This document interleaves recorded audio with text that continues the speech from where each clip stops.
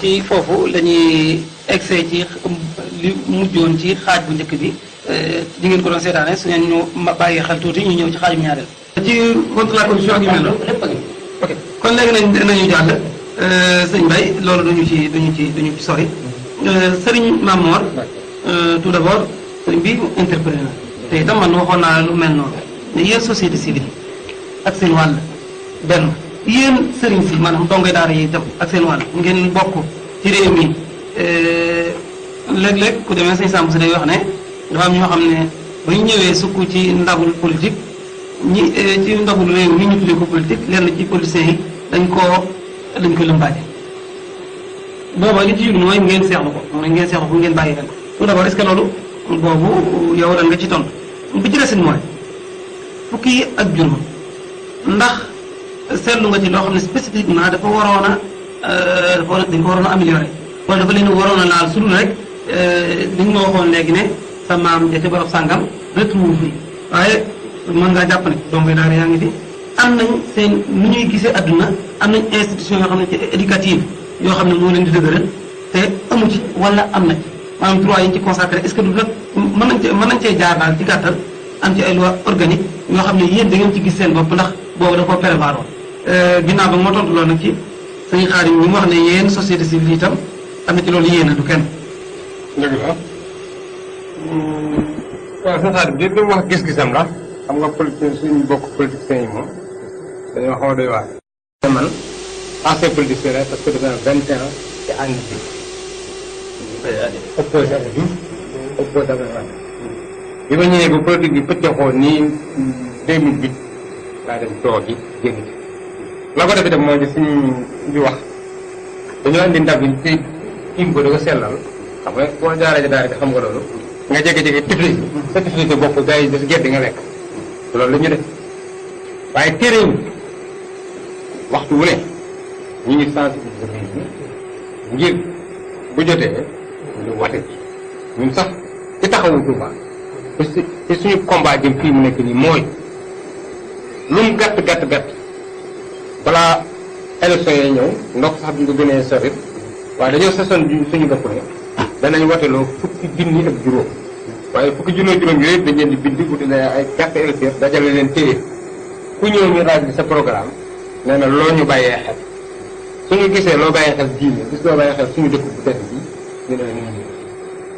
waaye duñ dugg ci benn baat ku ñëw lu ñoo xam nag ñu dellu ginnaaw kon ñun ñi ngi dox ci politique boobu nga wax bu dee li nga wax sànq ci wàllu sapli moo ko mooy fukki yëg juróom. waaw fukki yëg juróom xam nga fukki yëg juróom yëpp ñu ngi koy jëlee ci projet bi avant projet bi Mbaw defoon. avant projet bi Mbaw defoon mu ngi nii ma tiim lii la ma di yàlla gën a dégg waaw. pour les enfants. garçons et filles. am du boobu. article 43 bi. voilà. mii nii dama. Garçons et filles. en tout lieu du territoire national ont le droit de recevoir une éducation gratuite dans une école publique. L'État et les collectivités publiques garantissent le droit à l'éducation. Les écoles privées contribuent à l'éducation dans les conditions déterminées par la loi et sous le contrôle de l'État. Les organismes et les communautés religieuses sont reconnus comme dispensaires de l'éducation. point bi comme yëpp fa la ko jukkee point bii lu tax moom wàcc ko ca ginnaaw andi lu ñu ko te li ñuy gën a jooy ci la bokk ñun li ñu am moom ko am ñun ñi ñëpp sawar nañ suñuy doom def ko mooy dem daara sëñ bi adressé na ko bopp ngeen muy waxtaan bu jaaw ne ndongal daara la ba tey kon ñun ñëpp sawar nañ caa def te moo ne démb jàpp nañ suñu daara bu jégg ay donga kon ñëpp xam ba jaare moo ci njaare waaw koo xam ñëpp ñun ñii jaar nañ jaaral ci dañuy jëng te buñ jàppee xale yi ci mbedd mi wala ku def dara lu néew a néew ñu daal lay mën a teg kon loolu ñuy wax ñu am na ci point yu bari bari bu fekkoon dañ koo teg waxtaane ko kon yaakaar naa du demee nii mu def li nga wax ni yéen sëriñ damay jëlaat mbubbum sëriñ ñi dafa am dama doon wax sama njëlbeenu kàddu wax ne sëriñ tubaab bi muy dem dafa formaté ay nit bàyyi leen fi sëriñ tubaab bi muy jógee moom da am ñu mu defar bàyyi leen fi kenn ku ne xam ne Cheikh Modou Moustapha bi muy jël Touba di wootu Serigne Touba ñeenti kër la boo ko matalee ñu te booba ay waajuram bi saa ñoo fi nekk ñoo xam ne sëriñ bi leen defaral boppam mag ko fuuf fees dell ak lépp tubaab bu kàccoore ne taxaw temm ci xëpp suuf si tere mu taxaw temm ba indi yoon fii mu gën ba def loo xam ne yaakaar naa ni Afrique yëpp mosu fi am mooy 45 kilomètres nga def ko raay loo xam ne moo ak njaboot ñu ànd def ko Serigne Fallou ñëw sof ca Serigne Abdou Lahad ñëw sof ca Abdou Lahad sax moo ci moom itam li mu ñëw da gën a moderniser ndax li ñuy waxtaane tey moo indi Touba def ko nu tudd li ñuy wax communauté rurale 1972 wàññi ci ay pouvoir moom yi comme dëkk bi de France la mu wàññi bi def ko communauté rurale ne nañ koy doxal ca yoon ba mu egsi di commune Serigne Saliou ñëw mooy damay tënk rek sëñ Mourtala ñun ñëpp ku ne def la mu def mais bi ñu dee ba ñu bi jamono dafa mel ni léegi ñun ñii fi nekk nga xam ne ñooy magi tey ci ni ma ko mën a waxee dafa mel ni climatiseurs yi yeeg oto yi dañoo gañee màggalu Touba ban jour moo koy jour bu gën a symbolique bu gën a yaatu te pourtant fekkoon na ñuy wax ci waxi homosexuel ndax discours yëpp doon ngeen génn kilifa bu am kaddu bu kawe taxaw na président waxal ci lii gërëñ waaye am na ko wax léegi ne Serigne Saliou suñu daal suñu moo ko wax Serigne Saliou bi ñu doon wax Abdoulaye daw dindi fii mu nekk nii lu tey Serigne si wootee ne nañ ko dindi ba mu sa wicc te moo ne ñi fi woote ñëpp Serigne si seen yéen ñi toog ñëpp ak ñi dul yëpp Serigne si leen moom ay militants ngeen mais bi leen seen Serigne woo woon Macky woo leen ngeen rek ci ko fa def kon Serigne si ñoo am responsable dañuy wax dañ ko wax te dund dañ ko wax te dund waaw dañ ko wax te dund Serigne si ñoo topp climatiseurs yi ak baraka bi ba waxoon ci dara li ko def itam mooy suñu bokk politiciens yi dañoo jël politique bi def ko jëfi donga salteel ko ba ko waxati benn seen jóg ba dara waaye Seydina Mohamed moo doon premier politicien si Ahmad Bamba jamono tubaab bi bañ daajee ay nit la yóbbu bi ñuy déwaajee France dafa yëkkati 500.000 mburu jox leen lépp lu jamono laaj mu ànd ak ñoom kon li ñu war a def mooy ñun ñi nga xam ñun ñëpp dañu am ay kilifa ñu mel ne suñu mbéy nii nga xam dégg nga ni muy dajeeg émission yi muy def ak ni mu koy exploité bu fekkoon tey kilifa yi dañoo woote wax lu wér ne képp ku di murit na nga dem bindu ci carte EG ci dëgg la sëriñ bu ne wax ko ñu woo président ba ñu ne ko lii lañ bëgg mu dañ mbaa ñu seet ñu def dañ ko dindi waaye su fekkee ne si nag sëriñ bu fa dem ca président Macky Sall mu jox la ceeb jox la 4x4 jox la nangam ba mu nekk yàlla fenn xamuloo ko jëlee itam ñu ne man dama ne sëñ bi. jërëjëf sëñ Mame Mor daa mel ne lu mu tuddee kon yaa ak say moroom ak moom.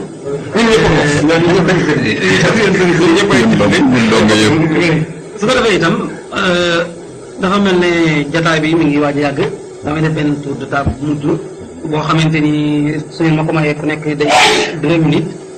ci lépp mu doon fukki minutes ñu daal di tëj jataay beneen yi sëñ Alla kon fi ñu toll ban gisiin wala boog ban combat ngeen war a mën a porter yéen politiciens yi en général opposants yi en général laa wax ak waa PDS ci li nga xamante ni moom lañ dëgmal si bu njëkk bi mooy référendum bi ak la ca topp muy présidentielle yi nga xam ne léegi leer na ne 2019 lay doon. jërëjëf Serigne Mbacke ma dolli laa santaat bu baax a baax di santaat vraiment tamit sama nattango yi ndax kenn ku ci ne bu jëlee kàddu rek maanaam andi na lu am solo wax dëgg yàlla ci débat bi lii ñu soxal ba la ma doon wax rek yaakaar naa ni waxtaan bu jiitu woon lii président yaatal yëf yi ba saytu ko ba teg ko yaakaar naa ni problème bi yëpp duñu ko am te nag ñoo ngi jëm ci consultation référendaire te loolu jàpp naa ni wax dëgg yàlla fii mu ne ni li ñëpp di addoo maanaam nattangoo yeeg waa société civile ak réew ñëpp dégg nañu pratiquement amatul sens jaru ko yàqum xaalis la xaj na feneen pourquoi parce que li ñu tiim nii muy projet de réforme constitutionnelle bi c'est-à-dire benn point rek moo waroon a sabab ñu dem référendum benn point rek muy réduction mandat bi te loolu comme dañ na léegi c'est sûr que élection léegi amatul réduction de mandat amatul mais effectivement le mandat actuel va connaître son terme en 2019 wax dëgg yàlla lan moo tere président ni kon lii kët amoon na nii waxtaan te nga ne arrêté naa référendum parce que amatul sens c'est-à-dire li ci def am na beneen voie bu mu war a jaar parce que l'article 51 de la constitution nga xam ne ci la jaare woon moom lii lépp bi mu koy dox di ko promouvoir moom xam nañ loolal parce que effectivement daf ko wax ni lenn moo ci nekk lu nga xam ni mooy dem référendum mooy réduction mandat bi nga posé li ci des lépp nag am na beneen voie bu mu mën a jaaree bu nga xam ni wax dëgg yàlla soxlawul dajale nit ñi soxlawul di ci financé xaalis bu dul jeex bu xaj feneen te kat yaa ngi koy junj léegi ñëpp sax wax nañ ko vraiment moom bi muy dikki waxoon dañu promettre dañu fa am une gestion sobre maanaam yaxanalaat koomu réew mi yaatal ko def ko ci priorité yi nit ñi li ma doon wax sànq rek parce que rek mu aussi bien état institution yeeg collectivité locale yëpp askan wi la ñu ko nekkal di seet la nga xam ne moo leen neex askan wi nekk la ñu bëgg ñu yoral leen ni nii seen koom mi wala boog seen réew mi loolu mooy lu ëpp solo leneen loo def lu loolu c'est parce que da ngaa seet la la neex yow la la arrangé di sa intérêt wu bopp nga doxal ko waaye da nga faa bàyyi yëppi askan bi yaakaar naa ni loolu moom lu wér a wér la leneen la ca des yaakaar naa ni ci yeneen mbirum terrorisme parce que day question yu nga xam ni daf maa romb ñu door ko posé wante yaakaar naa ni c'est-à-dire li am solo sincèrement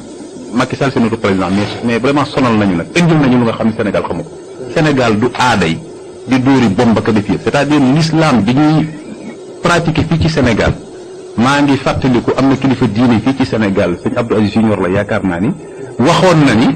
c'est-à-dire ëllëg suñu borom bu xeebee l'islam Cheikh Tidiane mag tur moo ko waxoon c'est-à-dire bu xeebee l'islam bi ñuy pratiquer Sénégal gi perte na te loolu mooy libéré c'est-à-dire ci anam yëpp ñun bu fekkente ni c'est-à-dire Proche-Orient Moyen-Orient nga dem biir États-Unis nga ñëw biir France képp bomb yaa nga fay tàkk lépp dañu koy attribuer ne terrorisme la jullit yee ko def yaakaar naa ni julliti Sénégal moom kenn mosu leen gis ci loolu kenn mosu leen dégg ci loolu pourquoi parce que mag ñi fi nekk na nga xam ne ñoo saytu li ma doon wax ñoo saytu réew mi président yi fi jaar yëpp dañ daan wax ak ñoom dañ leen daan bàyyi xel ci nu ñuy yore réew mi donte ñële ñoo yor ñoo gàddoo seen loos nag tout ce qui est lu yor réew mi ñu ngi doon bàyyi xel le pouvoir religieux parce que mooy liy réguler sëñ Xaadim mu ngi koy wax léegi sëñ Mamour waxaat na ko léegi ni bu sëriñ bi woote woon président woote léegi ñëpp mujj sëriñ bàyyi fa kii bi yaakaar naa loolu levier la bu nga xam ni bu am solo te ñooñu ñoo togg Sénégal ñoo ko tàggat ba mu yegg si fii en dernier sens ci loolu li ma ciy tontu mooy yaakaar naa ne président mbirum terrorisme xeex ko ñoru ko xam nga lu ko ñor li ñëpp junj fii nga xam ni moom dafa jëlaat tënk Sénégal dem jébbal ko États-Unis jébbal ko l'Occident lu ñu nekk lu ne mu ànd leen ci feccal c'est ça qui est loolu mooy li wér ànd ak ñun c'est loolu mooy suñu problème Sénégal fii nii ak Macky Sall gëm boppam doonub Sénégalais yaakaar naa ni defu ko daa dem delloowaat di copier loolu mais loolu moo ñuy problème ñun xamuñu loolu vraiment dunduñu États-Unis nit ki day gëm boppam xam li mu doon lu nga xam ne Sénégalais ci lii la ñu nekk mu ànd ceeg ñoom. beneen ba ca des nga xam ne romb na ma fi tamit di lu am solo yaakaar naa ni mooy liberté de la personne humaine yu bëree bëri da koo baddi xam nga lu garaaw a garaaw mooy li sëñ Mamadou la rek constitution bi nekkoon na fi c'est-à-dire ay problème mu vocabulaire dañuy bind ni mais boo dikkee moom li mu intégré fii ñu baddi ko mooy lu mu doon wax ci yeneen points yi nga xam ne waroon nañoo toog ay expert donc nga daara yi jàngat ko li ci arrangé diine ji histoire ñi nga xam ne dañoo fiite ci wàllu ay sociologue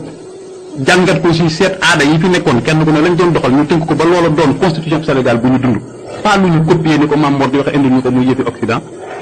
yaakaar naa ni bu ñu ko def gis nga liberté yi ñu bind fii parce que da ko ubbi rek baddi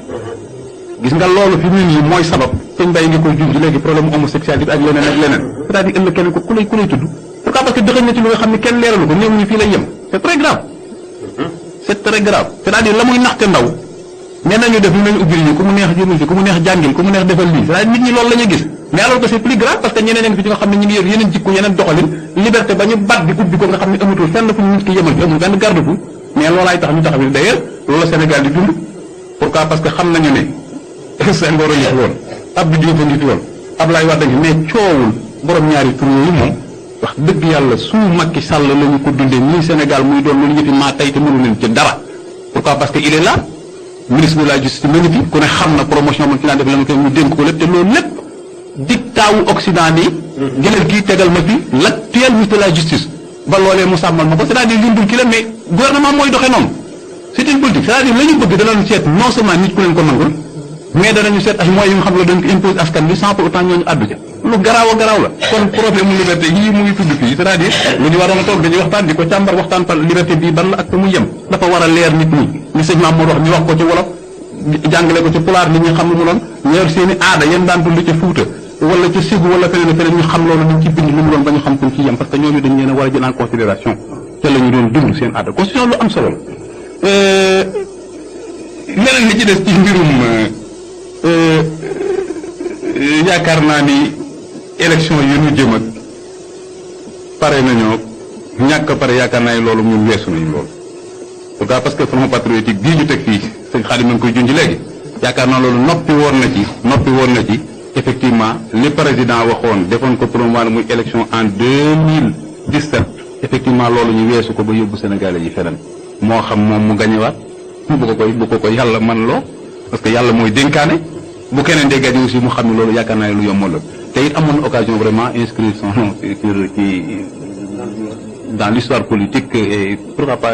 waxuma Sénégal sax wax ne àdduna bépp parce que c'est une première lu mu kile woon def promotion bi lépp dikk nag jaar na ba génnaat porte bu nga xam ne xëy na moom li mu gëm dëgg-dëgg la nekkoon ci xolam bokkul ak li mu doon wax nit ñi nag donte nit ñaa ngi wax yéeneem parce que nag lu garaaw a garaaw la parce que bu ñu dellu see ci sëñ Mbaye ngi koy junj léegi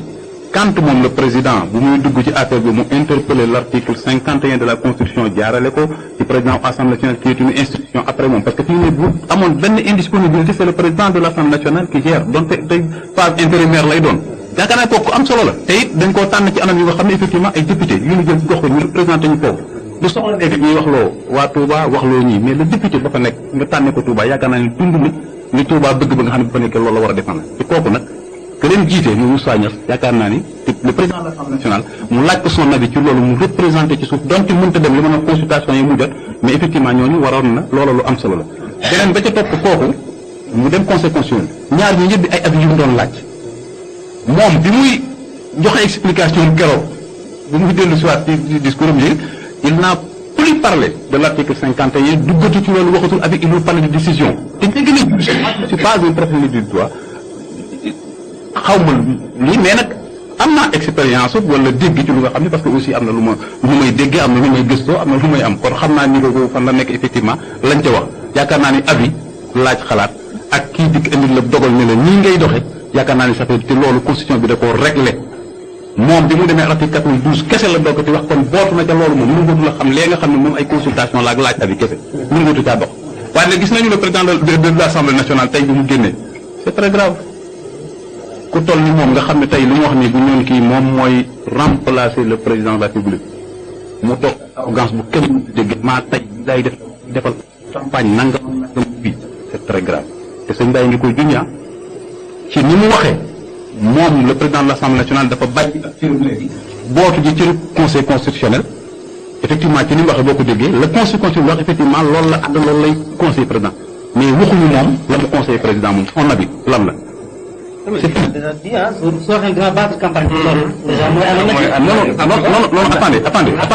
attendez man ba ma waxee fi ma dégloo boo dégloo Moussa Niass son avis ba mu joxe leeralu ko wante c'est pas exactement ce qu'a dit le conseil constitutionnel bokkul déglu la Moussa Niass lu mu wax dafa dellu si ne li président wax ànd ca le conseil constitutionnel c'est ànd naa moom ca loola ci niveau boobu la waxee waaye moom waxut moom proposition yam ko defaloon moom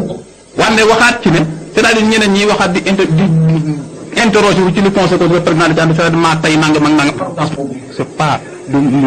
waxuma sax moom wanne mag mu toll ni moom bu am 80 ans wala bientôt 80 ans ñu di ko yaakaare lépp yaakaar naa ni weesu la vraiment daal ak tension bi fi mu nekk nii waroon na waxee tamit apaiser nit ñi wanne wax dëgg yàlla du foofu waaye pour dellu si tuuti rek pour ma gaaw nga jégal ma tout à fait yaakaar naa ni ñun le cadre de l'opposition bi ñu junj nii parce que là il faut que nit ñi am ci dégg-dégg wala communication bu wér bu dégg ci ñun en tant qu'acteur politique en tant que des membres de l'opposition le front patriotique pour la défense de la République li nga xam ne mooy dynamique bi am mooy ñu battons campagne pour que les populations votent massivement non. Pourquoi? Parce que lii man waxatuma problème mandat de mais tënk ndëgg seex yi nekk ci biir dafa jarul woon sax Macky Sall ne woon nañu ko jox mandat wu 7 ans ñu di ko gàntal pour ñu échanger ko lii c'est-à-dire man foofu laa nekk te yaakaar naa ne ñoom ñëpp tamit ci loolu lañ nekk parce que c'est très grave ah c'est très grave parce que référendum mooy neel waaw wala nga ni déet une fois que ñu ne waaw lu bon lii ci nekk lépp nangu nañu ko man je parle au-delà du mandat présidentiel il faut que qu'on soit clair waaye nañu xam ni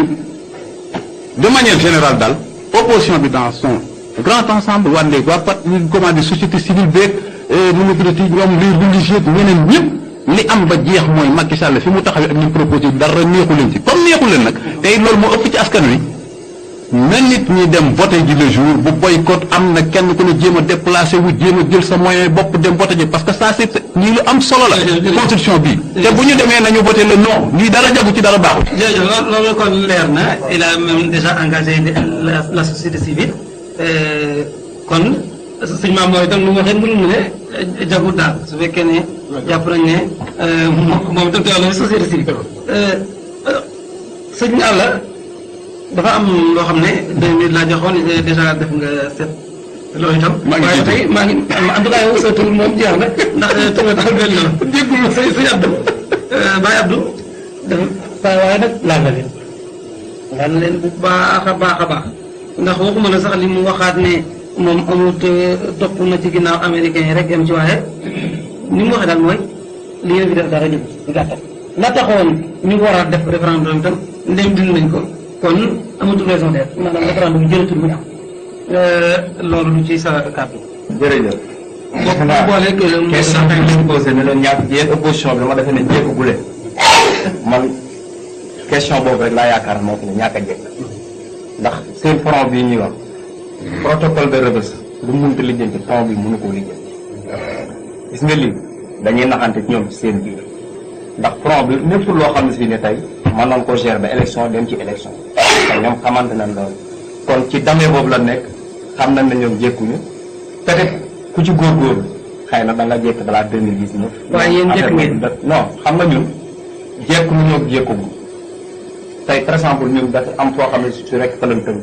muy ci loi réew. non non avant loolu mooy. te non dañ koy def waaw dégg nga pour une question nga yóbbaale ko. waaw dégg nga question bi dama bëgg nga yóbbaale ko. waaw ñàkk a jékki après da nga tey jékki gi ak ñàkk jékki gi référendum bi mën na ci àtte lu bëri defe naa ñoom pare nañ pour battre pour mais ñun pare nañ pour battre campagne pour voter bii. bien sûr ndax yéen a ko porté. waaw ndax ñoo porté combat bi surtout la COJER nationale au départemental. la COJER nationale. mooy. structure des chefs républicains. donc ñun kooku suñ combat la pare nañ def nañ ci réunion au niveau national def nañ ci tamit réunion au niveau départemental pour loolu en plus que même suñu responsable au niveau départemental le 12 am na meeting buñ ci war a def Mbàkke pour sensibiliser suñuy militants ak suñuy militantes pour ñu def campagne pour voter ville. kon donc loolu li ci kanam moom mooy àtte ndax jekk nan wala jekkuñu donc Moustapha Niasse acteur politique la ginnaaw président assemblée nationale bi ñu doon joxe avis ba noppi après nag acteur politicien bi mooy wax bu Moustapha Niasse toog taxaw toog di wax nga ne président assemblée ba mooy wax defe naa at yu mën di am ak cër bu mën di am Abdoulaye Wade moo ko ëppale te fii ñaaj na fi barrage police ci fan Colobane ñaaj na fi barrage mais Macky Sall defut loolu ci ay élection ba ko voté mu baale wu carte d'identité aussi. tout à fait. donc da ngay def rek si gàll ma wax la lu leer dama ne la Abdoulaye Wade ñu comparé ak Moustapha Niasse wax question da ngay dégg xam nga dañoo wax ci ak comparé wu Moussa wax ci ak wax ci ndombol tànk bu mu yor fi mu toll la wala comprendre nga la ko dama ne la fi mu toll Abdoulaye Wade toll na fu ko supérieur ñaaj barrage fi mu toll ci institution ak ci at Abdoulaye Wade wàcc na nekkatul ak ci at c'est bon sëñ bi ànd bàyyi ko jàll ak ci at ak ci at comprendre nga dama ne le président Macky Sall président de la république la boo xam ne si ne exemple lay joxe mais nekkul président de la république boo xam ne bu violé institution réew mi lay doon donc kon li am solo te am solo man def sëñ bi am na kàddu foo xam daf cee dugg daf ma neex lool ci mooy fi mu doon wax ci Serigne Touba bi ñu laajee soldat yi sëñ Modou Moustapha raay beeg yëpp dafa naa ñooñu ay acte citoyen lañ def liñ def acte la boo xam ne acte de citoyen la tey par exemple acte yooyu même ki nekk chef religieux ak ki tamit ak ku mën di doon loolu daf la war te premier acte citoyen bi tamit respecter son excellence daf cee bokk. loolu moom ñaar la. non article 80 sax mu ngi. waaw moom mu nekk aussi. kon dama yaakaar ne tey par exemple bu fekkee ne dañuy waxtaan. loo xam ne si ne pour intérêt réew mi la. sëñ àll ne référendum bi jërëtu ko woon. dafa mel ne moom comme li may wax rek ñoom mandat bi kese moo leen ñor. pourtant am na yeneen point yoo xam ne mi ngi ci. yoo xam ne si moo gën a intéressant mandat bi. pourquoi pas nag ñu dindi mandat bi ñu ne léegi bu kii am te seetlu nañu 2001 Abdoulaye Wade bi ñu ñëwee dafa def référendum bi mu falaatoo 2017 avant maanaam di jeexaat mu laalaat constitution bi président de la république loolu lay sécuriser pour loolu dootu fi am nga xam ne nit ki da ngay ñëw xool moom la neexe pour nga dugal son fils wala lu mu mën di doon naan laan fii constitution bi def nii taf yëngal boobu lay bañ te taf yëngal bu ñuy wax Abdoulaye Wade moom moo fi indi bëgg fa indi 25% nangam ak nangam et cetera donc yooyu le président de la république bañ te xam ne ni buñ ci nekkee dañuy tardé mais du avancé kon dana def loo xam ne si ne li mu woote daf cee woo ñëpp nit ñi tamit pour man ñu ngi suivre débat yi di déglu donc comme société civile ñu ngi fi ndonga daara yi ñu ngi fi ñeneen ak ñeneen donc pour man kenn ku ne libre nga pour dem campagne li nga bëgg donc buñ demee nag bal majorité bi voté ku majorité bi fu mu féete ñu xam ne si ne kat ay la yeneen lii la waa réew mi bëgg mais comme demaguñ ci ay élection ku ne libre nga ndax président de la république dafa proposé bimu proposé nit ñi fi mu war a jaar fépp mu jaar fa donc nit ku ne su bis ba am nga droit dem woote wii wala nga dem woote non dama bëgg nag tout ñu xawoon kii rek waa non bu leen waa bii daane ñu apprécier te xam ne si ne donc lii la Sénégal yi bëgg kon nag ndax man li ma gëm man waxuma la dara mais sécuriser bi rek man jaral na ma woote ci bu leen noo daane da ngeen a war a démissionner. sécuriser bi rek jaral na ma bu leen noo daane da ngeen a war a démissionner. man li ma gëm mooy waa non amagul lu mën a daal ndax vraiment tamit population bi ñoom xam nañ li mu bëgg bay ay defal mandat d'état yooyu ci yooyu rek ma jërëjëf sëñ Baye Abdou ma fàttali ne Baye Abdou moom représentant APR la mi ngi yëngu nee na ci COJER coordinateur commune mooy coordinateur commune bu Touba c'est bon kon am nañ fi benn personnalité bu importante aussi boo xam ne mën naa wax au nom de toute la jeunesse toubaoise nañ ko jàppee noonu en tout cas bu APR parce que kon ba tey tontu ni itam li taxoon may laaj yéen ñaar ñëpp ndax waaj ngeen kuy am lecture ci espace politique bi fi mu toll nii gis na ne ay jaxasoo am na ay session ci côté bi ak bële am na yenn voix yoo xam ne discordante la aussi ci biir seen parti gis nañ ko gis nañ ay coordinateurs ñeneen ñoo xam ne doon xuloo ba ay jënd bu jóg ak yeneen gis nañ loolu moo taxoon ma doon laaj mais c'est pas important c'est déjà passé damay jàll ci sëriñ li sëriñ Xaadim comme réew mi itam yow déjà wax nga ne waaj moom kenn waxatu ko def ngeen am ngeen seen cadre boo xam ne dama xam concertation la wala déet ak itam fu ngeen ci toll ba suñu jékki-jékki ndax mën ngeen a dama doon candidat unique wala da ngeen di tasaaroo ngir bëgg a daje waa deuxième tour kooku moom c'est un autre problème waaye fii ne li teew fi mu toll nii mooy yéen toujours li leen reproché mooy yéen seen njiit yi benn maanaam du ñu wax soo ko jotee kenn dëggul dégg daal daanaka te mooy njiital réew mi njiital parti bi njiital parti bi mooy président Idrissa Seck dañuy wax ne moom daanaka mën naa toog ay nangami weer doo ko dégg mu wax bi ci des it dëgg sax wax na ne fii waaye ñi koy ñiy tontu dañ ne moom du leen jox leçon doon koo xam ne maanaam mooy li war a wax ne nangam nañ léegi nag ci situation bii ñu toll ak réew mi fii réew mi suñu réew mi fi mu toll lan nga yaakaar ne moom le président mënoon def pour au moins mu sauver référendum ndax référendum bi wax naa ne article 51 moo ko consacré ndax dafa wax ne le président de la République peut après avoir recueilli l'avis du président de l'Assemblée nationale et du Conseil constitutionnel daal di wax nag soumettre son projet tout projet de loi maanaam mën na ko la wax xam nga kon mën na ko waxum ne da ko war a def sëñ bi option boobu la jël maanaam dana laaj waaye su laajee ba noppi mën naa soumettre tout projet de loi pour mu dem ci loi constitutionnelle au référendum léegi fi mu toll nii tey yéen am ngeen jafe-jafe ndax ñii ñu bëree ba dañoo xam ne noonu la ñuy voté te yow itam d'accordaat nga ne am na ci yenn points yoo xam ne normalement baax na léegi est-ce que mënuñu ko seetluwaat ñoo xam man d'accord ma ci benn point d'accord ci parce que dafa am loo xam ne il faut mu leer référendum bi benn point kese moo ko sababoon mooy wàññi mandat président de la République non moom ngeen bëgg non may ma def la ngay wax dama la déglu man nag am naa tuuti désolation parce que vraiment lu toll ni COJER commune de Touba bañ koy tànn waroon nañ ko jox ku am xam-xam koo xam ne nii xam-xam màcc na ci politique ba pare aussi mu am ay notion d'éthique parce que booy waxal lu toll ni Touba am na ay mandat yu war a feeñ ci yow booy wax donc loolu si éthique bi mooy éthique ak respect déontologie yooyu dañu xaw a niru mooy ki nga sa naataango buy wax nga may ko mu egg ci muy wax parce que du ñàkk ngay wax di ko laal foo xam ne bëgg naa tontu mais yaram moo koy may mu ne tekk dégg nga loolu dafa am solo donc li ma bëgg a wax mooy référendum benn poñ moo ko taxoon a def mooy wàññi mandat présidentiel moo taxoon ñu ne dañuy def référendum kon boobu point rek la woon léegi ba mu demee ba bëgg koo yàq moom président ci la indi ab package indi 15 points boole ko ci xam nga lu sababoon référendum bi lu ko waraloon ngir liñ naan constitution moo koy tere mën na koo tere mu bañ koo def peuple bi moo gën a fort constitution ngir peuple bi ñëw na ko jox nañ la mandat amul ko fooy wékku may nañ la sañ-sañ jox nañ la mandat wàññi sa mandat jox nañ la sañ-sañu wàññi sa mandat donc kon loolu lu leer nañu law te léegi conseil nee na ko léegi nag moom làqatu bi mu làqatu ci conseil constitutionnel bañ a wàññi ci fii la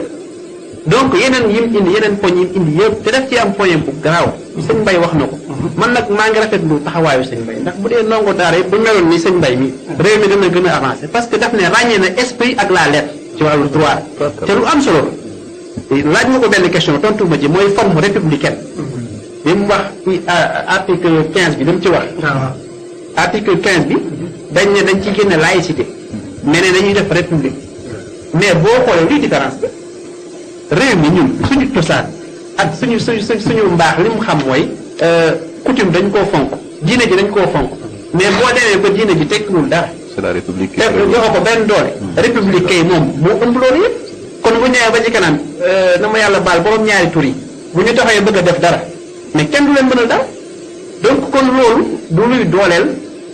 diine ji ñun ñi nga xam ne dañoo bokk ci askanoo ci Cheikh Ahmadou Bamba ci këru diine ñun loolu du intérêt ci ñun donc foofu man référendum bi moom li gënoon mooy mu bañ koo def parce que de bu ko defee dina ci yàq milliards yu bëri te bu ko defee tamit non seulement pertement lay doon mais point yi mu fi def leeral gi ci war pour askan bi xam ko aussi amu ci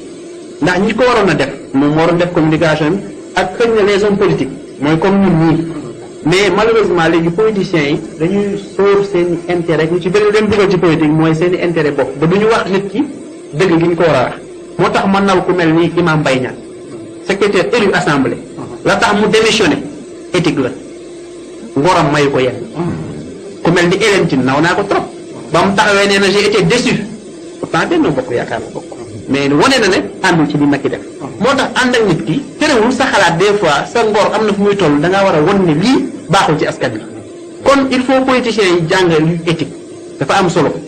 le professeur Kéba Mbaye def na ci ay discours yoo xam ne bu ko Macky seetaanoon ñaari waxtu rek mën naa am du dugg ci élection def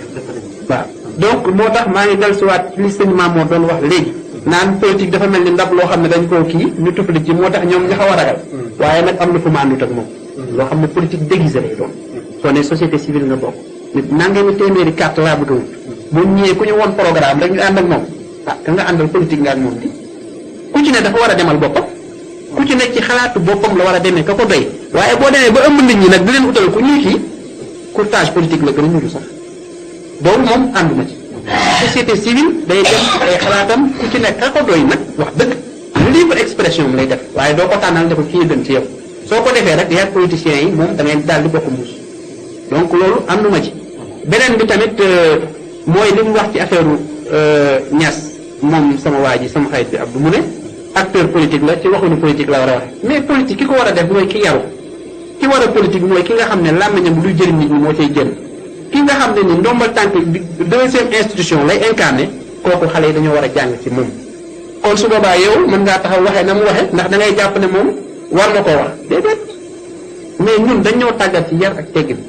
ñun waa Kër Sëñ Tuubaa kon jàpp nañ ne képp ku ñu jiite yi tamit war nga am yar war nga am teggin surtout bu fekkee ne yaay deuxième institution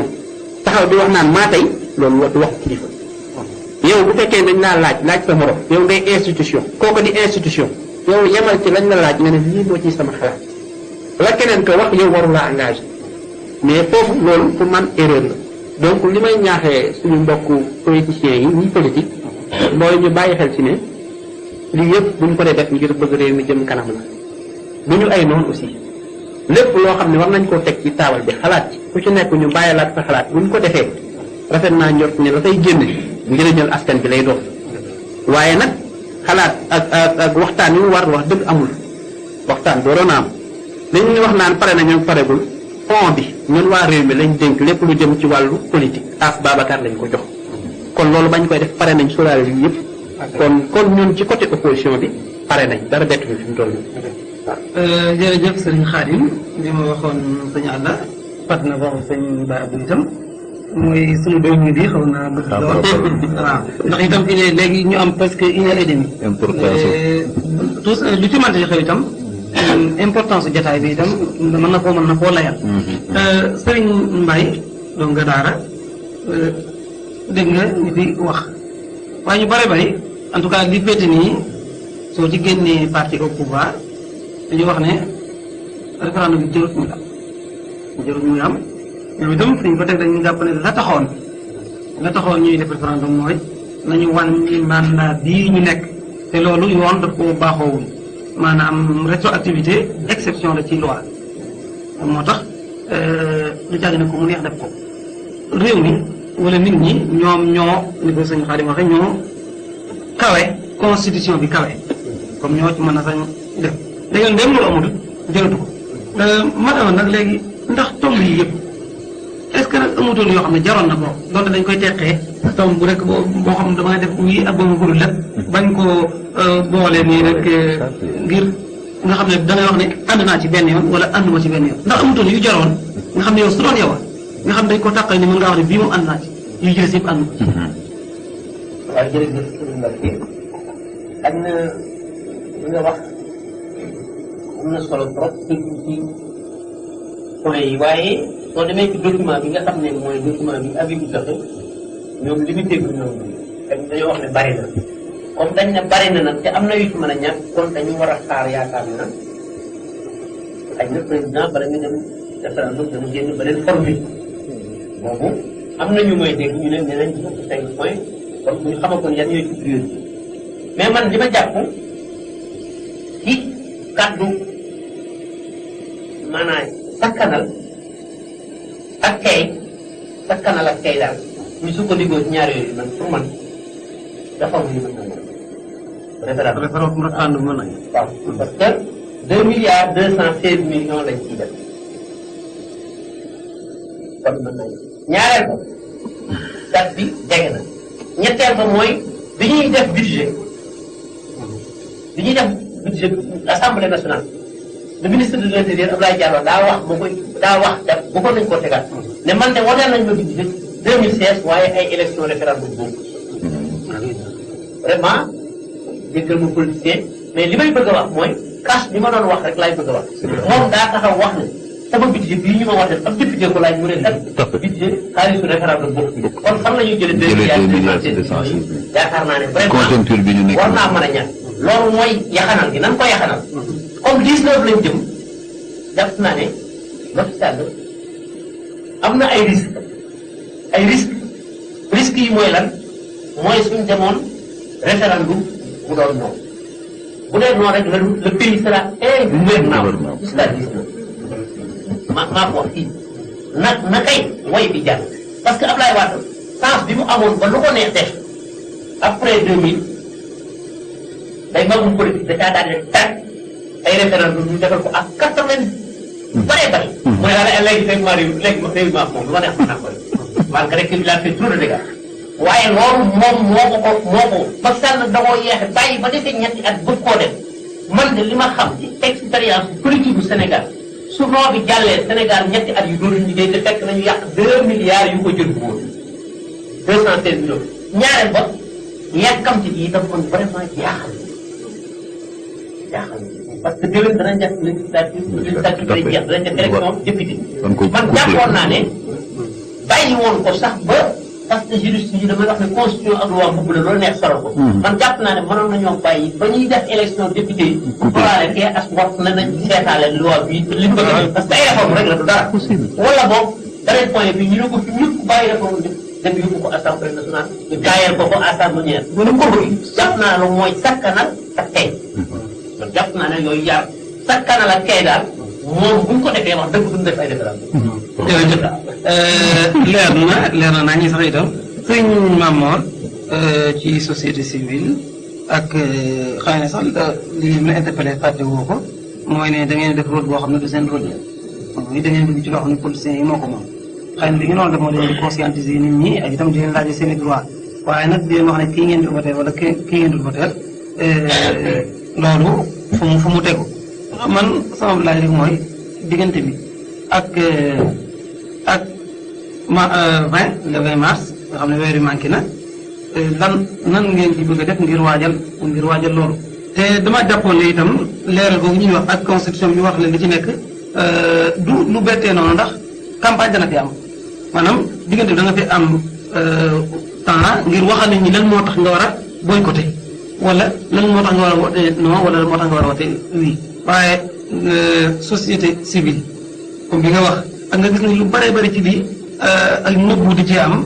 ak itam loo xam ne jàpp nga ne wuute na lool ak sunu démb ak sunu taarix ak li ñu xamoon yéen ban taxawaay ngeen ci am mu doon laaj bi mujj. waaw xam nga su ma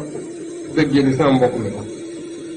xam nga ñoom dafa mel ni daal li ñuy baat bi ñuy wuyoo dañ koo xamul li ñu doon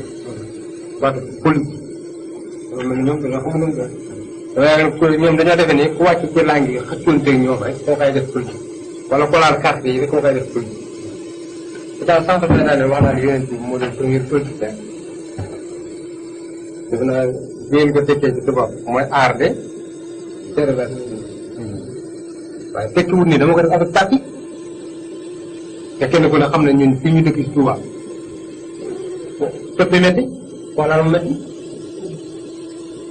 tekkiwut ni kenn ku ne xam nga ni ñu gën a bëri ci Touba fa ñu rawatina sancaan yi fa ñu toppoo ñëw sanc ci Touba ñoo fa gënoon a néew xam-xam gën faa néew formation kon ñun dañ leen di tekk li nag mais tekkiwul dañ leen di jëriñoo politiquement beneen bi it mooy am nañ plein droit ci wan leen yéen jàngal leen ne leen nii lañ war a defee politique muy politiciens yi am nañ ñun itam en tant que ku sant Mbàkke man plein droit te am benn pas-pas à long terme benn gis-gis ku wan suñu parents yi ne nii lañ war a defee ci diine ji Idrissa Seck waratul ñëw sama kër baay rek wax ba pare sama baay ne ko jàppale diine ji jàppale mbokk yi dañoo la àndal dafa normal dafa war ne am li ma sa programme ma xool loo réservé diine ji ndax ànd nga ak diine fenn waaw wala déet su ma gisee ni bàyyi nga xel diine lu tax sama maam suñu fal ba mu jox sama réew mi lu mu waxoon moom la indi ñoom ñaar ku ci ñëw fii bu tuddee liggéey jumaa ja ma jox ko dafa politique dafa am procès bu ko ñor teg ci taabal ne ku ñëw wax ci rek maa ngi wax kon ñun dañoo war a am procès yu ñu ñor muy daara yi muy diine ji muy li nga xam ni moom lañ doonoon ci suñuy maam dañ ko war a teg ba mu jekk ñu ne ku ñëw ànd ak ñun ci lii bàyyi ñu sa programme bi ànd ak yow loolu initiative la boo xam ne ñun dañ koy jéem a prôné pour wan ko suñu ay comme ñooy avenir ëllëg yi wane ni ñii la ñu war a tax mais teg ñi dañu leen soxal dara wax naa la sànq ne ancien politicien la. beneen bi ma feeñ tontu sax bala maa kii ma wax sànq lañu leen wax di terrorisme ngeen baam du dara ay slogan la yoo xam ne suñ bay wax na ko nouvel ordre mondial ñoo ko indi képp ay daara ay yu kenn xamul yooyu ñun ñu la ngaa mu jax dina Sénégal du musa def en particulier di fekk di fii nekk mi ngi lii fi nekk mi ngi fi Sénégal du musa def ñun ñëpp defe naa xam ngeen ni Macky Sall wax nañ ni tooroo ba wala bopp tukkulóor la kan moo xam tukkulóor ci wax waxe ñu baal ma ci terme mi wax sànni mën a xeer nag damay jox exemple rek quoi non exemple la jublu baal ma sëriñ bi gis nga imam Mbaye Niang xaw ma fu mu bokk ci wàllu dara mais leer na ma ni diine moo ko gëtal moom njaariñ la dëkk même privilège leer na ma ni diine moo ko gëtal ba mu mënatu koo supporter mu daw génn ma nga doon am ay privilège diine moo ko gëtal suñu fekkoon nag bi ñuy bind suñu constitution dañ koo tënk ci suñu ay valeur yoo xam ne tukkulóor ba séeréer ba wolof ba dañuy wax ceddo ba ceddo bu la nee tey ma dee day dee lacteur ba mu jógee suñu bam mu ne ko kaame nee na lu mu ko wax waaw yooyu nag lañ ñu xañ andi ñu yëfi tubaab ya tegal ñu fiy rey suñu bopp article nii article naa te ñoom ñu koy bind suñu bay wax na ko sànq nee na les constitutionnalistes seen bopp mënuñu d'accord. ñii nee na avis bi lii na ko ñii ne léegu ko ñun ñii la ñuy fooyee ñun ñoo war a dellu si nag xam suñu bopp nekk ay vrais lu ñuy wax citoyen ak doon man moo bi gënaluma sax mais ñu nekk ay vrais sénégalais ñoo xamante ne si ku ñëw di ñu wan dañuy wax lu ñu xam ñu defal la di nga bëgg ku ko mënul ñu sànni rek àll ñaareel ba it mooy dañoo war a bàyyi gëm mu gëm baaxul nit lu muy gëm da ko war a saytu ba xam lu mu doon te gis nga ndax jar na ko ndax constitution bi jar na ko jëru ko nu mu tudd référendum jar na ko jëru ko xaajut ba koy jar ñun la ñuy dellu dañuy naxat kenn lii lépp ay pièces la yu ñuy dugal ñii wote noonu ñii wote waaw ñu tardé réew mi duñ liggéey duñ dem duñ dikk ñu ne fii di débat ba ginnaaw suba te duñ ko def daal te dinaa leen révélé benn affaire nga wax leen ko yéen ñëpp gis nga réew mi kenn majorité wu fi mu toll foo dem bu ñu wàññi woon tey ñu toog fii ñi fa ànd ak Macky Sall xëy na ñooy gën a néew mais nag boo seetee ñi fa ànd ak yeneen parti yi itam ñooy gën a néew ñooy gën a bari waaye ñooy gën a néew ndax kenn ànd ak Idi ki ànd ak ki ànd ak Ka waaye Macky Sall damay am lu bari boo xooloon fii léegi rek man def naa ko def nañu ko ay sondage yu bari foo ñu dem toog daal ne gars yi ku fi ànd ak Macky ne def loxo ñaar moo yëkkati waaye bu ñëwee it ci daanaka man ànd ko ba kenn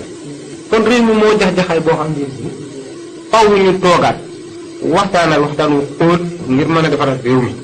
waaye bu ñu bëggee tënk ci ay kayit yoo xam ne ñëpp xamuñu ko génn ci kilifa diine yi génn ci magi cosaan yi kii yëpp ñu génn ko sànni ci àll ba indi ñu ay aw làkku jàmbur sax aw làkku jàmbur rek la ñu bindal nga xam ne ab point sax mën naa soppi wax point rek yéen ko xam nga ni may wax virgule waaw virgule rek mën naa soppi lu bare bare ñu bëgg ñu jël pante ba ñuy bëgg de loolu laa ne nit ñi ànduñu ci encore une fois nañ ñu dimbaleen ngir yàlla delloo si ñu suñu jàmm réew mi ak stabilité bi ñu amoon suñu xaalis bi ñuy pasar pasare bëri bu guddee bu néew ñu ko yàqal nañuy dimbale 2 milliards nan 216 millions yi waaye nañ ko jox jàngalekat yi effectivement bu ñu ko joxoon jàngalekat yi xanaa nag ñoom itam dañ leen jëm jàngale ji dana fañ leen soxla bu ko defee buñ ñëwee ba élection présidentielle am na at mu fi amoon législative waaw am na at mu fi amoon ñaari yoon ngay wate ñu épargné leen ñetteel ba itam ma koy waxaat ndax daf maa ñor mooy bu dee fii ci Touba ñun ñii ñëpp dañu ne jëbbal nañ ñu suñu bopp àdduna ala lu ñu digal lépp lu ñu bare ñu tere ñu bako suñu kilifa yi nañu génn jël position sàmmal ñu suñu àdduna ji ndax bu dee kat borom baraat la jaar kon nag ñii fi ne nañu sàmmal suñu àdduna ji ba ku bëgg a caxatee suñu ëllëg ñu taxaw leen arrêt la doy. jërëjëf sëñ Mamor mbokk yi dégg ngeen ko ni jotaay bi demee ni mu yàggee itam noonu la amee solo ñu wax ci xol bu ubbi ko lool boole kooku ak daal ak teggin ci ñoo xam ne seen i jëmuwaay ak seen i gis-gis ak fa ñuy soo bokkul ndax ni ma ko waxee sëñ Mamor mi xam ngeen ko ci société civile d'abord sëñ Mbacke Mbaye moom sëriñ daara wala doomu daara sëriñ àll mi itam acteur politique la waaye moom PDS la bokk sëriñ Baye Abdou moom APR la bokk sëriñ Xaadim mi ngi bokk ci réew mi teewul wax ji li mu yàgg-yàgg tegu na ci yoon tegu na ci dal tegu na ci ay teggin muy loo xamante ni moom la ñu xamoon ci dëkk bi su ma tënkee li ñuy waxagum lépp mën nañoo jàpp ne li ñuy gisee mooy opposition bi moom ci lii fi teew ak sax société civile rek ñu ci des dañ ne jëru ko loolu boobu benn la ci ñi nga xamante ni ñooy APR nag xëy na jërul wax ndax ñoo porté woon projet bi kon dañ ne daf koo jar te daf koo jar bu baax a baax ngir sàmm constitution bi ak état de droit muy dégg lu am solo waaye bokk na ci itam li fi ñëpp bàyyi xel ne war nañ ko ci def ci bii ak bi ñu dëgg ma si moo ñu delluwaat ci sunu cosaanum réew ci sunu histoire ci lépp loo xamante ni dañ koy tëral nit ñi war cee jaar bokk na ci liñ ci wax itam mooy nañu bàyyiwaat xel diisoo bi te boole ci képp ku bokk ci réew mi ndax dafay loo xam ne day lié non seulement ñii di dund li waaye génération bi ñëw ci ay siècle ak ay yeneen siècle dégg na fi itam xalaat bu wax ne war nañoo wut su fekkee ne mu ñàkk yenn canaux yoo xam ne ci dañuy jaar ba lépp lu ñuy wax terrorisme mu mën ko définir xam ko ci suñu réalité man koo xeex te duñ ko bokk ak tubaab yi dañ koy déggee ndax ñoom ñoo ko créé daanaka li ci ëpp bokk na ci itam li ñu dikk ci ñetteel bi ñu ne institution wala kër yi nga xam ne dañoo yore ci wàllum yar ak ci wàllum diine ñu leen war a bàyyee xel bu baax a baax ci constitution bi ndax ñoom itam acteurs yu am solo lañuy acteurs de développement ndax ñooy former nit ñi ñoo leen di jàngal ñoo leen di xamal nit ki nan lay war a yaroo ak nan lay war a jëflante ak société. ñeenteel bi tam bokk na ci lu ci ñëpp d'accord sëñ Mamour ñu na ko ay yoon mooy sëriñ si ak rôle bi ñu am ci war a défendre ñi nga xamante ne ñoo leen topp ak itam li ñu war a défendre seeni intérêt ak ni ñu war a waxee ak ñoom ci li nga xamante ni moo ñor mboolem ñi nga xam ne ñoo topp seen ginnaaw. juróomeel bokk na ci itam muy xalaat bu am solo mooy su demee ba mënta ñàkk moom référendum bi nañ ko def nañ ko couplé ak les législatives yi te mu ngi ñëw ci 2017 bi daanaka li ci des bëri ndax jàpp nañ ne diggante bi xat na lool. juróom-benneel bi itam ñu wax nit ñi balañ cee dem dëgg-dëgg référendum mooy lan ak lu tomb yi nga xamante ni moom moo composé mooy lan ci juróom-benneel tomb juróom-ñaareel bi te mujj ci ñu jàpp ne itam day loo xam ne dafa aju wala boog dafay engagé nit ku ne war nañ koo def ci làkk yi nga xam ne moom lañu nii di ko ci firi moo xam ci ban support bu mën a doon ñëpp xam li ñu jublu ci lii mooy lan ak lan ak lan muy juróom-ñaar yoo xam ne feeñ na ci jotaay bi kon ne moo waxoon ne jotaay bu am solo la loolu moo doon ñaareelu xaaj bi ñetteel bi nag dañuy laaj su fekkee ne public bi am nañ ay question moo xam kuñ ko mën a jëmale ñu ci question yi public bi ci la ñuy tëjee suñu jotaay bi bisimilah taala bisimilah sëñ Babacar yi.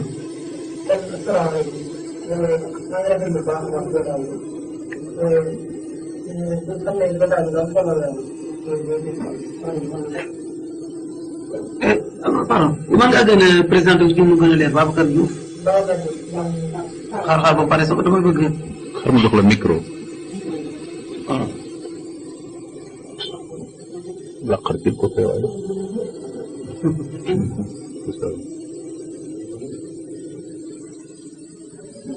waaw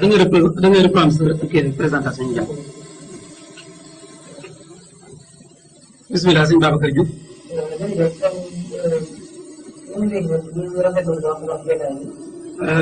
waaw.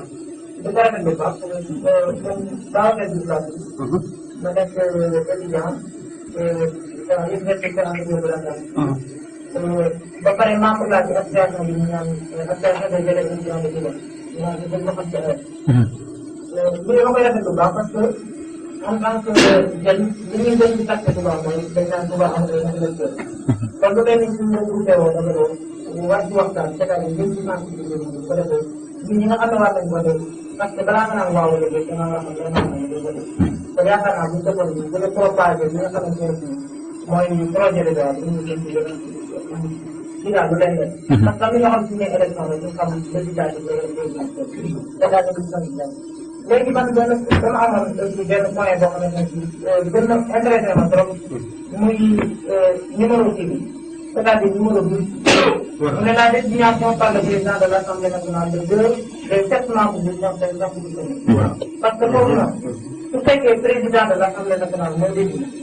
kon li ñu doon bañ ba tey mooy parce que le président de l'Assemblée nationale mais rien d'autre que le représentant du peuple kon foofu noonu point boobu yaakaar naa ñu war a seetaan loolu lépp lu dul pour loo xamante ne bii dañuy gën di nax foofu parce que loolu nag ba tey loolu da nga xamante ne président de l'Assemblée nationale yow yaa représenté président kon boobu noonu loolu soo ko yàggee nii ce sera la république de président jërëjëf jërëjëf waaw kon jërëjëf Serigne Babacar moom itam point bu pertinent dikk na ci sëñ Mbaye daf ko falatoon waaye eggu ci su ko defee ak keneen kuy jëlaat kàddu sëñ Ablaye jox ko micro bi.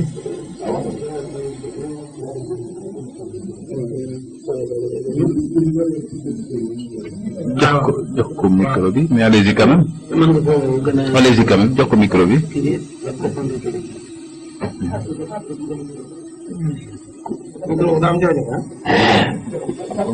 ëmb sa sangal ëmb sa sutura. mais nag la soxna ñoo leen fay. non mais ku ëmb sa sangal ëmb sa sutura. da ngay xool da ngay xool génn yi maanaam génnu PM bi. génnu PM bi non Abdou c'est regrettable. salaamaaleykum ginnaaw bi ñu rafetloo jotaay bi di nuyu ñëpp kon di gërëm di compagnie rek comme li sama naataango bi wax xam te ni jotaay bi am na solo surtout ci moment yi ñu itam ci lu am solo loo xam ne daf ñu war a tënk muy ñun ñii di dund ak ëllëg ñii ñëw ëllëg kon muy loo xam ne war nañ koo xam bu baax avant ñu ciy dund ndax yor réew bu ne dañ koy bàyyi kon niñ ko waxee ci plateau bi politiciens yi rek ñun ku politique rek sa yoon nekku ba tey kon comme ni ñu ko waxee sànq ñu gis ne ñu ne conseil constitutionnel da koy gën a doole man gisuma da koy gën a doole peut-être ab jeu la que ni juróom la nekkoon dafa ko def juróom-ñaar ñaan kee koy tànn président de l'Assemblée nationale wala Assemblée nationale te moom mooy tànn président de l'Assemblée nationale ndax am na majorité moom moo koy tànn ci biir te fii ñëpp xam nañ en général ci cohabitation man boog bu fi mos a am itam man fàttaliku moom président bu gagné réew opposition bi gagné assemblée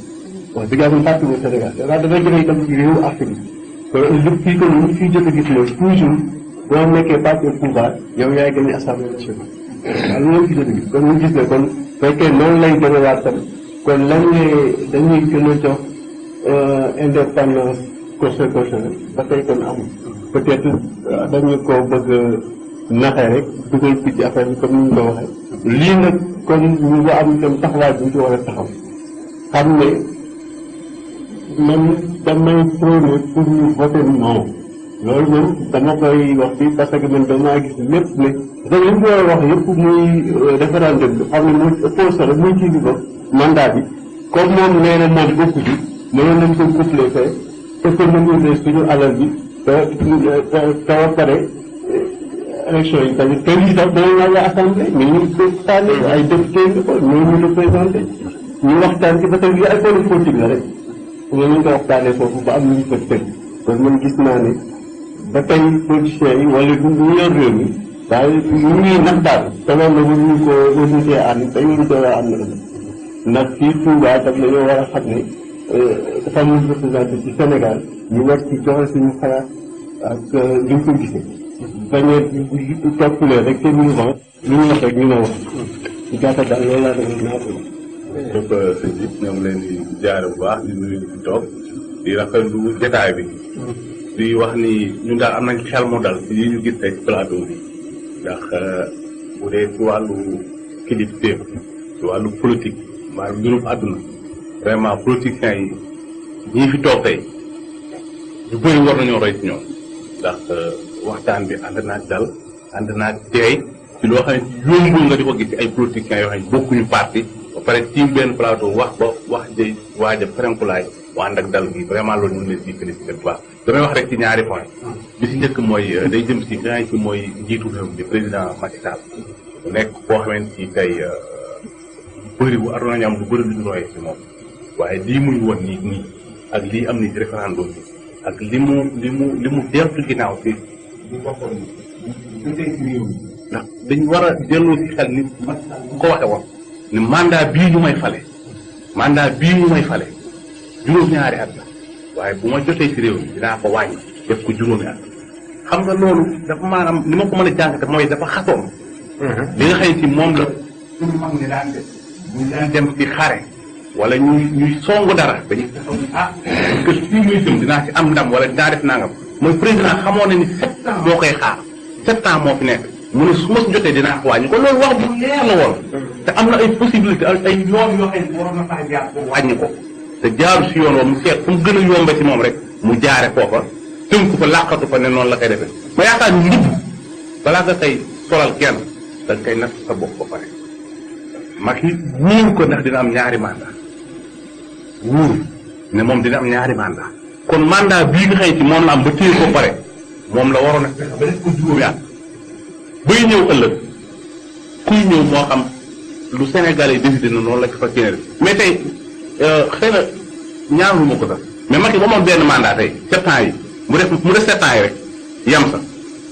mais lan moo tax mu ne moom mu fi nekk mu sol mbubbum 7 ans mi ëllëg kuy ñëw juróomi at rek la war a def xëy na wax bi ni ma koy waxee leerul mais ngeen xam fu ma bëgg a waxee moom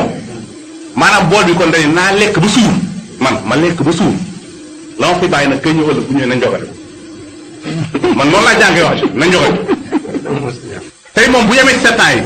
Sénégal yi ni ko doyoo ji mu def mais tey ñëwaat fekk Macky wàccal na ko fi juróomi at rek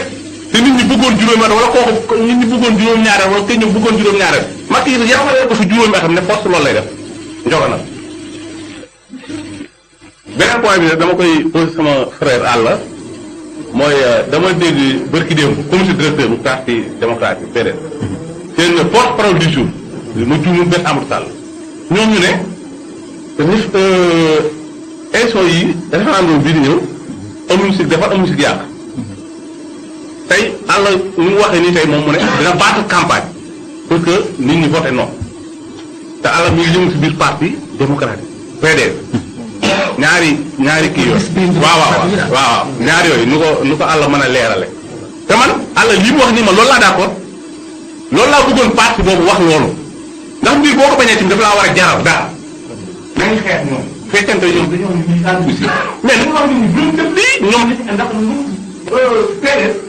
am lu représenté am lu naan ñoom mais bu ñu xawee rek dañuy selamlu rek noonu vraiment loolu rafetlu ma ko ngeen déggal jërëjëf dégg nañ sunu intervenant yi ñëpp itam li ñu wax amal solo jotaay bi ci boppam ak wax ne day loo xam ne ñëpp ko bokk kon am nañ ci xalaat benn laaj daal lañ ci am mooy sëñ Abdoulaye te ñu ngi ko jëmale ci Serigne Alla mi nga xam ne dafa bokk ci parti démocratique sénégalais PDS ak bi fi jëmal wax ne góorgóorlu ci dem ca bis ba dafa wax li ñu wax mooy voté massivement nañu demandoo doole vote ji waaye nag nañ ne déen te moom mu ne li mu dégg ñu wax ko ci turu PDS ca fu mag fa mooy ne ñoom seen yéen ci daal léegi ñaari yooyu moom la mun a dégg comme yow yaa ngi nekk ci parti boo xam ne dafa structuré mu am discipline fay dox. jërëjëf sëñ Mbacke waaye damay sant bu baax a baax tamit Ablaye intervenant bi nekk ci public yi te vraiment laaj question bu nga xam ne question bu pertinent bu am solo la ci fii ñu toll fii xam nga man damaa xaw a constat quand même du ma ne sax damaa constant ci li may défendre ak li may doxale nii d'abord yaakaar naa li ma waxoon ca ndortele rek di sant yàlla bu baax a baax ci plateau bi day publicité sax dellu si nañ ci vraiment ci dal gi am ci kii bi respect bi ñu ci am ndax ay donga lañu vraiment ay donga lañu ay taalibe Sëriñ Tuubaa la dëkk bi doon dëkk bu nga xam ne ëtt bu nga xam ne dañ koy xaar ci lu bëree bëri yaakaar naa ni lii mooy li am solo ci réew mi c'est-à-dire au-delà wu suñuy bëgg-bëgg au-delà wu suñuy kile ci wàllu politique la ñuy yaakaar suñuy prétention nañu xam ne ay Sénégalais rek la ñuy doon waaye nañu xam ni que ay jullit lañu ay taalibe lañu ba tax na war nañoo sololaat mbubb politique ak politicien ba vraiment askan yépp séddoo leen ndax defuñu lu dul defar nag defuñu lu dul biral yéene yi nekk ci askan wi loolu rek la ñuy taxawee bu ma dellusee ci Ablaye wax effectivement li ma wax ni man dama constant ci loolu may défendre man keroog bi mbir mi jibee ci comité directeur maître El Hadji Amadou Sall nekk le porte-parole du jour parce qu'en général rotation lay doon xëy na kii wax tey kële wax waaye jàpp naa ni bu ñu ko dégloo c'est-à-dire aayewul nit ñi dem voté néewul aussi dañuy boycotté wande woyofal mbir mi xëy na mooy li ñu jàngat rek ci élection yi comment dirais-je référendum bi ni mu demee nga xam ne lu mënoon a ñàkk la ci sama lecture bopp jàpp naa ni foofu loo xam ne communication des na loolu moo tax du fii ci plateau bi rek laa amee position bi waaye yaakaar naa ni depuis keroog bi comité directeur réunir ba communiqué ba génn jataay yu bëree bëri yaakaar naa ni je prends en témoin jataay yu bëree bëri yu nga xam ne toog naa ko wax ke ni il a très mal communiqué ci wàllu woowu c'est-à-dire ab parti politique dafa am toujours responsabilité yu mu gàddu te militant yi wànne lu muy waxee askan wi ba tax na loolu lépp war a di ko seet di ko njubal ba la ñuy wax mu doon lu nga xam ne effectivement luy dellu ci askan wi la moi je pense pas que ni lu amee solo nii ñu posé muy sas bu nga xam ne indi nañ ko président de la république Macky Sall bëgg koo dëxañ ci constitution bi di lu nga xam ni njàngat lii ñu ci def ni li ma war a lu waroon a yaatu ba ñëpp àddu ci mais amuñu opportunité boobu ba yëf yi sës ñuy jàmp lool amuñu 20 jours sax ñun ñu mën a toog étude ci waxtaan te ngi lu garaaw a garaaw la waaye bu boobaa parti politique yi war nañoo organiser wu c'est-à-dire génn taxaw occuper les médias parce que fii mu ne campagne référendum du ay meeting yi ñuy def nii comme ni sama tur non du meeting c'est-à-dire problème de communication la nit ñi dégg ko wala sinon bu fekkee da ngaa bëgg meeting yi c'est-à-dire am na leneen loo nar am na leneen loo bëgg mais weesu na loolu parce que lii ñuy def nii ci plateau yi loolu rek mooy am solo bi nit ñu leeral leen di nekk fii waaye loolu parti yi dañ ci war a jël position que ni mbir mi nii la nii laa ko natte wànde kat maa ngi leen di xelal ni demee leen nii parce que xëy na niveau xam gi du demee noonu ñun en tant que xëy na liñ ci jàngat liñ ci xam bari na ñu nga xam ne askan wi nekkuñ ci niveau boobu kon nag buñ ci xamee li xam ne lii mooy gën nañu leen wax ñu dem leen ca wànde demee leen ci nii te it bu ñu seetloo ci plateau bi muy société civile muy ndonga daara yi muy public bi rejoindre nañu yaakaar naa ni ci plateau bi à l'exception de suma rek Abdou mel na moom dong moo ni dem leen voté ji wante ànd na ni Macky Sall wax wante ñu wër fii yëpp plateau bi yëpp liñ ko nag sëñ Mamour ngi nettal léegi ne te bu ñu seetoon fii affaire moo ci gën a néew bulletin waaye bu ñu génnee ci mbedd bi noonu la bu ñu demee ci bis bi noonu la bu ñu demee ci marché bi noonu la bu ñu demee jotaay bi noonu la kon risque non bi remporté ci ko wii bi yaakaar naa ni lu constant la lu am la te bu boobaa maa ngi ko doon dund léegi c'est-à-dire responsabilité bu rëy rëy jël na ko sëñ Baye ngi naan li des ci kii bi ce sera ingérable li des ci mandat bi 17 ans comment dirais-je 7 ans boobu ingérable wante bu narawee dimbali Sénégal nag bu noo bi amee na démissionné libéré Sénégalais ñu def des élections anticipées régler situation parce que nag Sénégal dundul loolu ñu toog fi ñoo xam ne kenn mënut a tëkkale non non loolu moom baaxul loolu moom baaxul waaye daal pour ma dellu si wax ni opposition société civile ak comment dirais sëriñu daara yeeg kilifa diine yeeg ñëpp nañu xam ne lii daal li ñu makki bëgg a naxe fii maanaam du lu jag kon nag nañu dem massivement ne ñëpp bu bis baa seet moyen yu mu demee bote ji te bote non pourquoi parce que bu ñu ko deful day mbir a ngi nii mu nga xam ni wala nañ ko te du neex a gëqaat. ok jërëjëf sëñ Alla xam naa ñu ngi may laaj say kàddu waaye da ngeen di bàyyi nag ñu tëj fi jotaay benn yoon ndax fi ne am na 2 heures de temps loolu itam dafay loo xam ne dina xaw a jafe sax noo koy gérer jàllale ni jëli ci sunu plateforme lu mu ci mën di doon mooy sëñ Alla li mu mujjee loolu moom ñoom politiciens yi ñoo ko moom askan wi ñu doon waxal te ñu xam ne ñëpp ci lañ bokk